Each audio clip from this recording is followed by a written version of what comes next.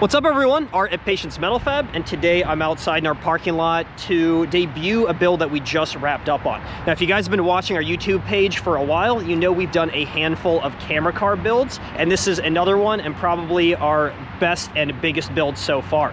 So we've got Gary out here to highlight exactly what we did here, and we're gonna go kind of break down all the major components, starting with the exterior, and really explain why this particular car is so special. Absolutely, just like the race cars we build, with every one of these we get a little bit better, right? We make some changes, we do some tweaks. This is the culmination of all the things that we've learned so far. Yeah, the really cool part is we're becoming the hub here in the Midwest. We're kind of centralized towards the South, East, and West Coast. All these cars are coming to us now, and we're kind of being recognized in this industry for it. Yeah, so this is Extreme Jibs out of Miami. They got a series of vehicles with cranes on them, different types of ways to rig out a camera. And this is kind of taking it to the peak for them, you know. You work up through the moto crane hierarchy, you know, radical, ultra, bam, you end up with hyper, you know. This is the ultimate setup. So, yeah, they brought us this, and in a time that we've finally got all our Mercedes AMGs really dialed in, of course, here comes a Porsche. So it's a different vehicle for us to take on. We can start with the steps. I'll climb up there. We can prove they work, because we hear from a lot of people, those things don't actually hold somebody. This is where hyper sits. Some of our customers have had us integrate cameras in. We got cheese plates, we can put things on top. In this case, more of a simple setup up here.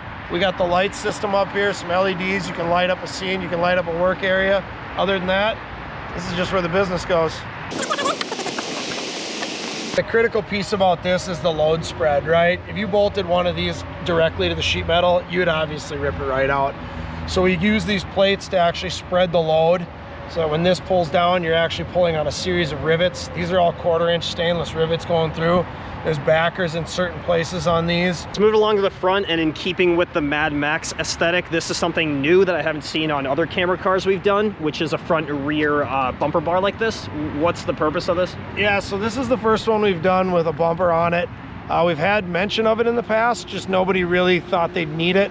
Ricardo down with Extreme Jibs was pretty dead set. He wanted something up here. A, you can rig other small pieces to it, and B, as far as ratcheting hyper down, it serves real nice as an anchor point. Plus, they're towing these things around all the time. If you want to be able to strap the thing down on a trailer, it's a whole lot easier to use a bar like this. Those are kind of the main points of the exterior, but most of the action of this build is going to be on the inside, which is a little bit hard to tell because once full interior is back in, the way we've hidden all the wiring and plumbing is really cool, actually. Each one of these rows in these vehicles is a different set of stations for operators, and every time we build one of these, people kind of have the things they need each operator to have, and we've kind of taken all of those points of feedback and needs in the past and kind of combined them into just one station that's real flexible for multiple uses.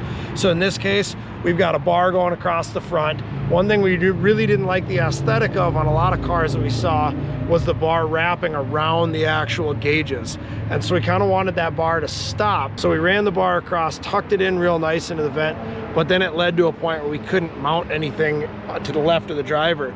So when you look over there, you can see there's a nice little, very small, subtle bracket that's behind the A-pillar that supports that plate that's mounted there, and that's your typical 3/8 and 1/4 inch film industry standard, so guys can run any sort of arms off that and utilize that for DVMs or any other mounts they want.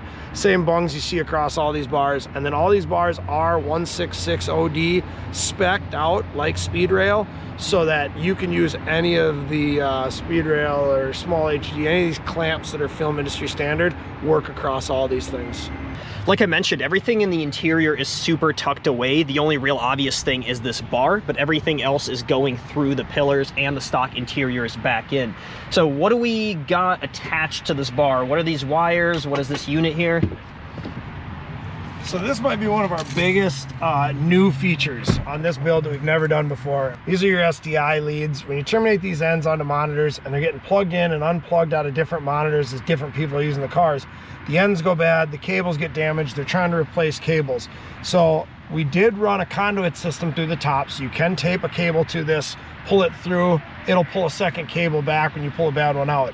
But to help try to avoid that, we came up with kind of a cool idea, and that was film industry standard stuff, audio visual stuff, SDI ports, and XLR 12-volt ports. So instead of having to actually terminate these and have them plug into the back of the monitors, in this case, the end customer will take this, they'll set these all up the way they want off the splitter in the back, and now all they're doing is using adapter cables to go from the SDI ports and 12-volt XLR to the monitors and other accessories. And the nice thing about XLR is 12-volt is there's adapter cables to go to DTAP or barrel or any of the other assorted powers. So now instead of having to run a bunch of individual different style wires, we've got a series of just standardized connectors in here that work in the industry, and guys can run adapter cables to any of the accessories they need. The rear of the car also has a nice bumper bar, and you can see a mud flap. Very custom, very big, but it needs to be this way so that it doesn't damage any sort of equipment as you're really getting up to speed in this thing. Big thing is that dust kicking up behind the car, you wind up with a dust cloud that interferes with the shot that you're taking in the back, and there's a bunch of post-production that needs to happen then. And as cool as everything we've seen on this car is, the real main event is back here. So why don't you pop the hatch? So this is your focus operator back here typically, and this is the spot where so many of these guys that don't have a professionally built out car wind up with a guy sitting on a bucket back here, sitting on some weights in the back, you know, trying to do whatever they can do to sort of make it comfortable. That's what really takes a build like this to the next level. It takes your last guy that doesn't quite fit in the car and gives him a position that's as comfortable as he can be. We have our upholstery guy come in, carpet the bottom of it. There's no bare metal exposed. It looks finished, it feels finished, feels real professional, and makes the guy in the back feel like he can do his job well. I'll go ahead and jump in and show you how we get in and out of here, but I did want to take a minute and highlight that even though we use it in all our race cars, we also use them in this situation. Race Tech, it's our go-to seat for everything. So I'll climb on in here. Nobody said it was easy, but it's not too bad.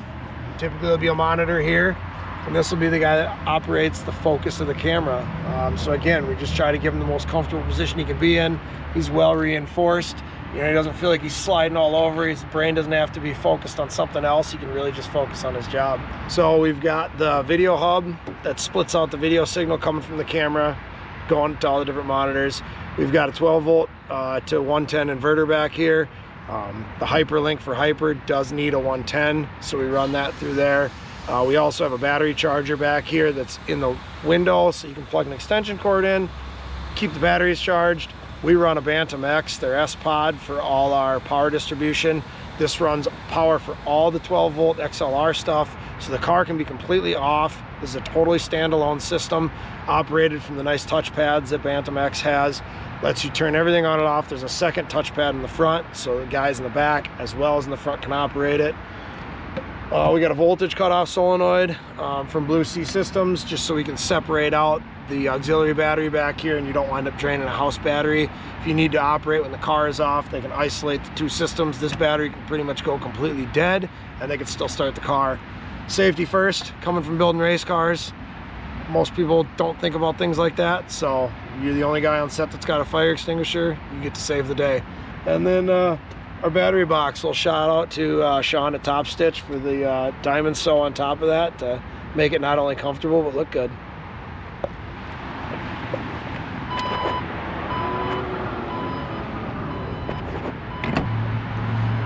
All right, Gary, enough messing around. You want to get out and finish this video out? And one thing I want to touch on, which is the elephant trunk in the room, we'll say, is this thing. I noticed this is now Lexan, and we've got a couple pieces here, so explain yourself. Yeah, it's amazing how it's the small details that nobody ever notices that take the most amount of time. Actually, this Lexan window was quite a challenge. We pulled the trim off the original glass, and then they actually bond all the stuff that takes this trim on there. It's all bonded to the glass. So we had to really meticulously move that and then epoxy it to a piece of Lexan that we cut, then do a blackout border on it, all for the sake of being able to cut through this and have a pass-through. So in the Mercedes that we've built, we've usually done a pass-through in the pillar because there's a nice spot that lends itself well to that. In the Porsches, there isn't. There's a bunch of structure back here. It's a really complicated area to try to go through. So we moved it to the window on this one, and that's all this is it's just intended to be kind of a weatherproof pass-through. We've got the wires on here right now for the lights, but the big thing is that the big cable for Hyper will run through this and run up to the top. And the idea is that, hey, if that cable goes bad, if there's an issue with it, they've got extras. They need to be able to yank that cable out, feed a new one through, make it work very quickly. So a nice large diameter tube. It does have a dust, like a dust seal on the back side of it to try to keep things from getting in. This thing's going to Miami, lots of rain, lots of water. So it is glued on, everything's sealed. I think really that sums up the bulk of this car. Obviously there was tons of work that went into it over the last couple of months, all the little stuff that we can't really show or have the time to. But I think we did a pretty good job of breaking down exactly what this is and what it's going to be used for ultimately. So what shout outs do you want to give, and how do you want to wrap this thing? Shout out to Motor Crane, of course. What they build is the reason we get to build these things. So big shout out to them. Extreme Jibs. This thing might be cool now. Wait till there's a Hyper sitting on top of this. Follow them, check out their social, because it is super cool to see these things in action after the fact. Other than that, I mean, Race Tech takes care of us, S-Pod, Bantam X, all these guys really making products that we've figured out really just work well, and they're reliable, and they go in, and we know we don't have to second guess them. We're not getting calls from the customer saying things aren't working, and at the end of the day, that's really important to us. So what I'm going to do is list everyone involved down in the description, all the social media, so you guys can check everyone out. I'm also going to put together a playlist of all of these cars that we've put together. I think it's been, what, 3, 4 so far? 4, yeah. So we've got videos on those in case you want to check those out, especially if you're in the industry and you're looking to get one done. Like I said, we're becoming specialized in these things. We are the go-to these days for cars like this, and every one we build, as evidenced by this one, is getting better and better. So hopefully you guys enjoy the content. Like the video if you do, subscribe to the page, and we'll see you in the next breakdown.